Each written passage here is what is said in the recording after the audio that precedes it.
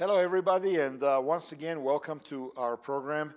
Um, Today's topic is going to be about love, but I want to talk about decline of love. In other words, I believe that if you look at how people relate to each other, that there is less and less of love in the world. And I want to talk about it. I want to explore it a little bit and talk about why. Why don't we care about each other as much as we used to? Why has the society developed in this direction of where we are more self-centered and focused on our own needs? But not just that, but also less receptive to even look at the needs of others, or even less to get involved in the life of somebody else who has problems or is dispossessed or needs help. And I think there is a progression. I think this is deliberate way of handling the society, of orchestrating the society. I think the society develops to a degree of its own, in its own way, but I also believe that there are powers that try to structure the society in a certain way. I don't know if I'm being clear here or not. I think it's deliberate that we today in America and really all over the world have less and less and less and less compassion for other people. I think it's deliberate. And so the words that I want to use is society is engineered to be this way. It's by a design, is what I believe. So I want to talk about that. In order to explain that, I want to go back to the time of Jesus.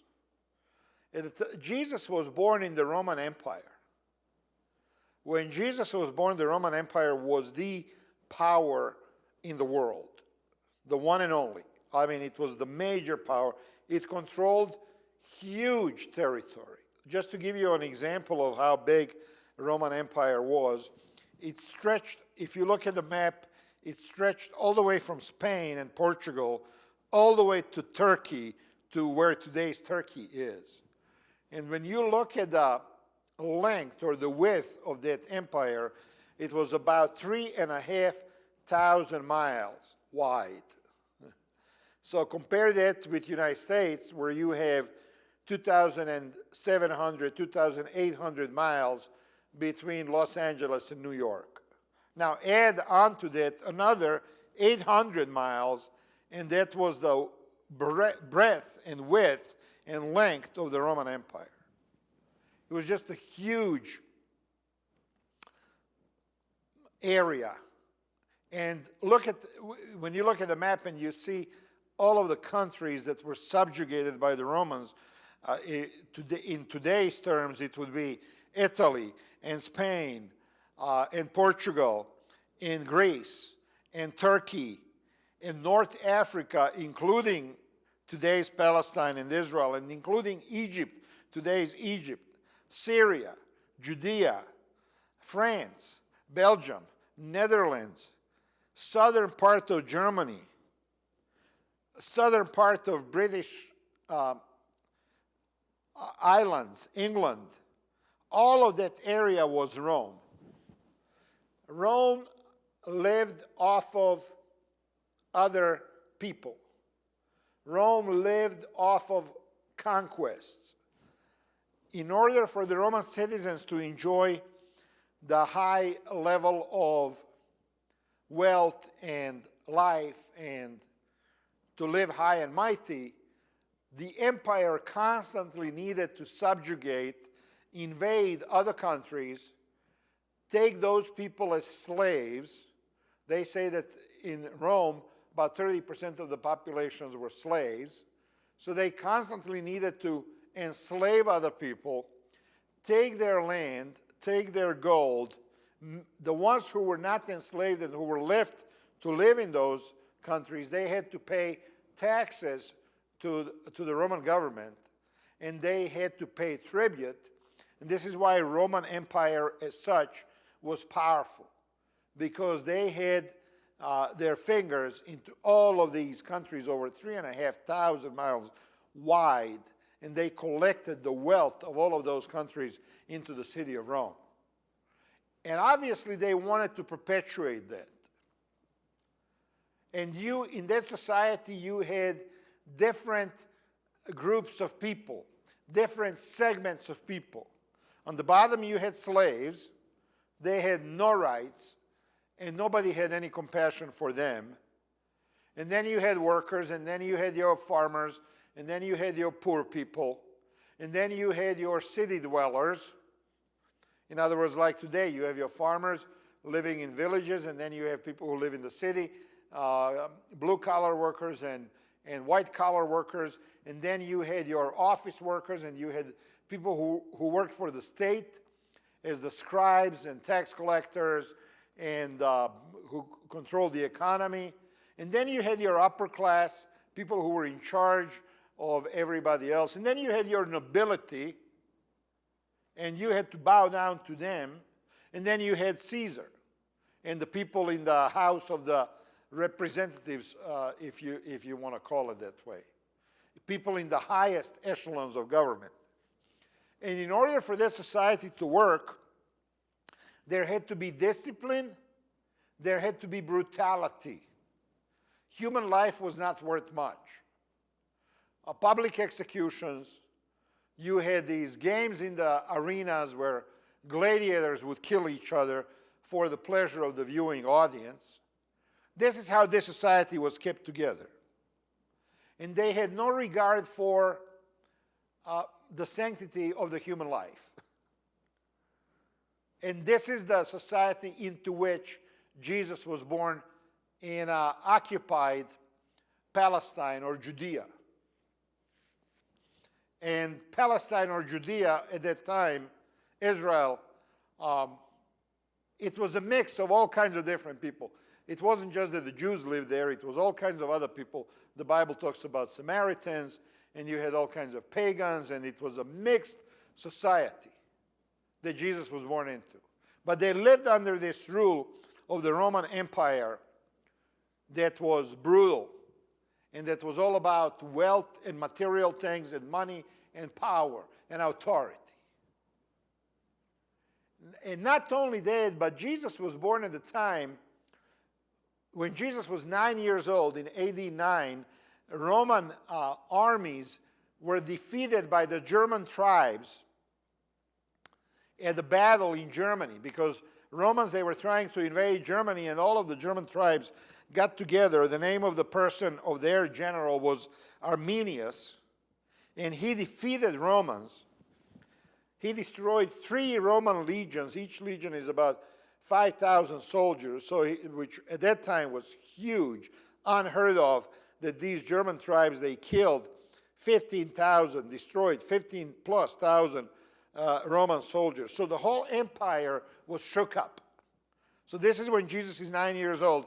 The whole empire is shook up. They are scared for their existence, existential threat. They had to stop their conquest of the northern Germany. They couldn't go forward anymore. So they experienced this defeat and the fear that the empire was weak. There were cracks in the empire. It could be destroyed. So their natural tendency at that time was to tighten the screws down on all of the lands that they have conquered, including Judea. And they wanted to make sure that there was no rebellions. They wanted to make sure that there was nobody rising against them. They wanted to make sure that nobody was challenging their authority and their way of life. They wanted to make sure that nobody was challenging the social structure that they have built, the system that existed. And you see the similar system today in consumerism, not just the United States, but other countries as well. in a consumer system, the consumer empire is trying to expand into new markets, into new territories, into new lands. Why? Because we need more goods and services that other countries have for us. So now we don't necessarily always go and invade, but we do all kinds of other things where we subjugate these countries and we buy cheap goods from them, and therefore you can go to Walmart and buy something that was made somewhere else for pennies on the dollar, and you can buy cheap products because we are dominating that part of the world over there, whether it's Africa or China or India or South America or whatever you want. So we have a similar system here.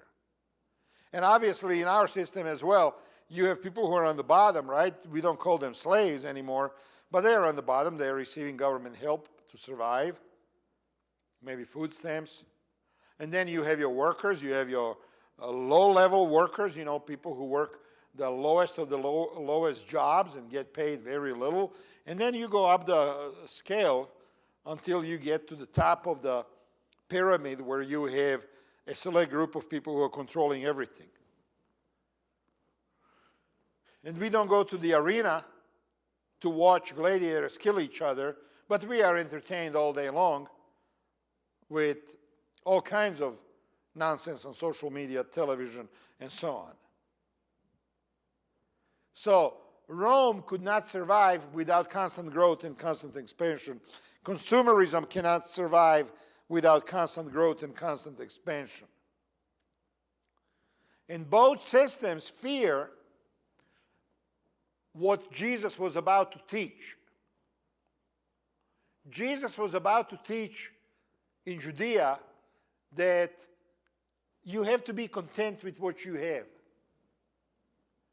Jesus was going to teach that his kingdom was not of this world. Jesus had some radical ideas where he was going to teach that you have to love your neighbor, but also love your enemy. Jesus was teaching that it's good to take care of the people who are on the lowest level of the society. So if you had slaves in the Roman Empire, and here comes Jesus and says, if you do to the least of these, it's like you're doing it to me. He was literally challenging the system.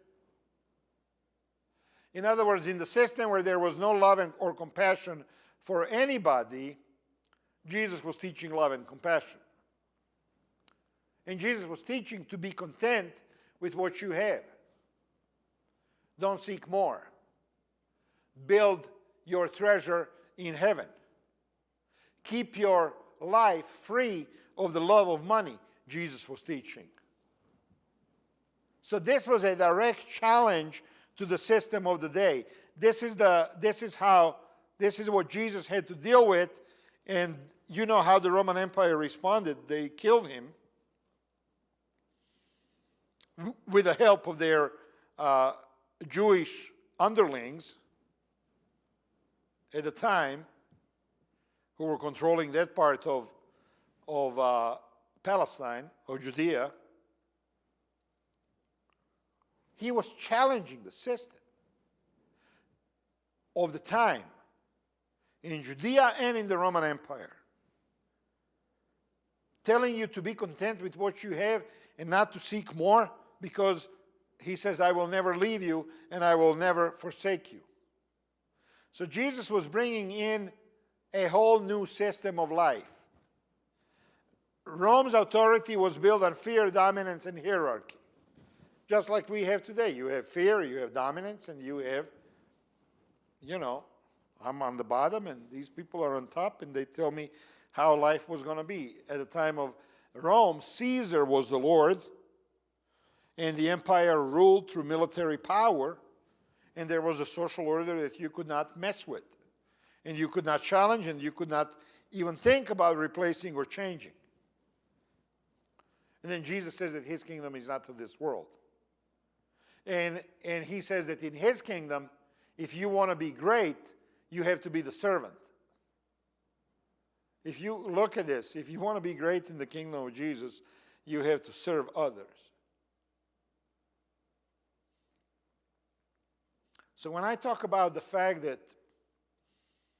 we don't have as much love in this world as we had maybe 50, 60 years ago, I think it's by design.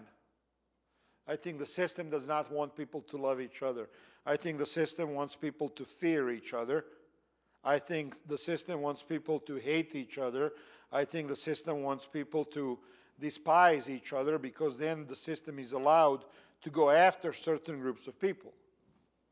When Roman Empire was attacking Germany, for example, the propaganda was that those German tribes are vile and they are pagans and they are barbarians, and we need to destroy them because they are a threat to our way of life, and if we don't destroy them, then they are going to destroy us, when in fact the whole time the Roman Empire wanted to conquer Germany, not because of those things, but because they wanted to take their goods, their land, their resources, their wealth. That's why. But they taught their people to hate German tribes. And it allowed them to go to all of these wars. And we have similar situation today, not just here in the United States, but all over the world, where the particular government is going to tell their people that you have to hate those people because they're a threat. When in fact they're not a threat, they just want to take their resources, their land, their resources. But they're a threat, they're evil. The terrorists, they are, and on it goes. I mean, you know what I'm talking about. I don't need to spell it out. You see that happening everywhere. So this is the similarity. It's been going on for thousands of years during the time of Jesus. And Jesus back then challenged the system, and we as Christians are challenging the system today. When I stand here and I say, hey, you know what? It's not okay for you as a Christian to hate somebody, whether that person is, let's say, an illegal immigrant, or whether they are a Muslim, or whether they are transgender, or maybe they are here from India on a work visa, or maybe they're Chinese and they bought an American farm. You see, everything that I'm mentioning is the reason why we are told we need to hate these certain people. And if I stand here on the pulpit as a pastor and I tell you it's not okay for you as a Christian to hate any one of these people, then that becomes a threat to those who are in power, because they want to go forward and expand and have more wars and have more conquests and continue the system where the human life means nothing and you don't have to love anybody. And this has been, I believe that this has been promoted and taught and ingrained in our heads, where the whole society, or a large portion of the society, thinks this way and feels that it's okay to be angry and to hate other groups of people. And I tell you, it was done on purpose by design, so that you would allow those who are in power, and I'm not just talking about this country, this is repeated everywhere, that you would allow those who are in power to do their evil deeds. And this is what Jesus confronted when he came onto this earth. This whole system of expansion and wealth and money and subjugation and slavery and wealth and power.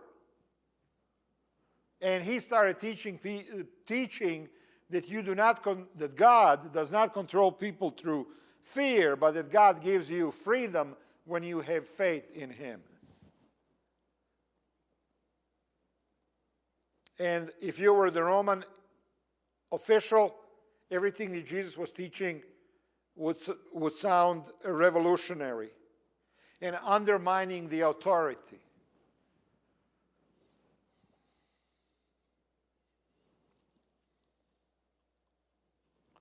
I mean, when Muhammad Ali said that he did not want to go to fight in Vietnam because those people over there didn't do anything to him, he was a threat to the government. He was a threat to that war. He became a subversive person because he was telling the whole country. He had the fame where every TV in the nation showed his speech, and he was going directly against what the government was telling the American people at the time, that those people over there were a threat, and if we don't contain them, they're going to spread, and pretty soon the whole world is going to be godless. And then here is this man, a boxer, and he says, I'm not going to go fight those people. They didn't do nothing to me. And in a sense, in Christianity, this is what we teach.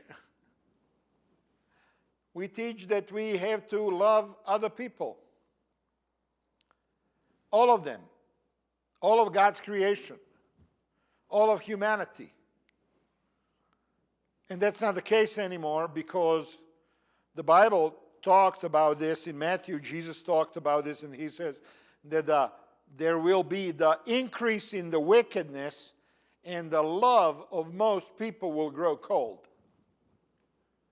And I think that this is where we are today, just like the citizens of Rome were in the same position back at the time of Jesus. The wickedness had increased. Everything was allowed. Everything was permitted. Murder, stealing, if you get away with it, it was okay. And we are almost there today, where, we live in a world where if you can get away with it, then go ahead and do it. And that's called wickedness. And there is an increase of it. And when that happens, then people don't care for the least amongst us. Then all we care at that point is about me, about myself. And the interesting thing about Rome, during the Roman Empire, they tolerated all kinds of religions, but they did not tolerate rival kings. If any king rose against them, they would destroy him. They tolerated religion, but they did not tolerate challenge to their authority, and Jesus was a challenge to their authority. And this is why when they crucified Jesus, they put the sign on the cross that says, Jesus of Nazareth, King of the Jews. They wanted to show the whole world, anybody who was passing next to that cross, that this is what happens to people who claim to be king of another country. They did not tolerate challenge to their authority. And it's the same thing today. If you're a Christian, I know that when I say that we need to love those who are in the country illegally, and that we need to love Muslims and gay people and transgender people and sinners of all sorts, because we're all sinners, that we have to love other human beings, whether they are black or white, yellow or green, doesn't matter. By the way, Catholic Church says that if extraterrestrials come, they're willing to baptize them as well. So I think they have it right. You got to love everybody, right? But that's what, when I say these things, I know that there are people who watch there on TV and they just turn it off because they can't stand that kind of speech. It goes against what they believe in. It goes against, makes them angry when I say that. They get mad. They get mad. And they got mad at Jesus too, because when he was telling people to love Samaritans and love pagans and love Romans and love your enemies, we as human beings, we don't want to hear that. So the reason I preach this today is I wanted to,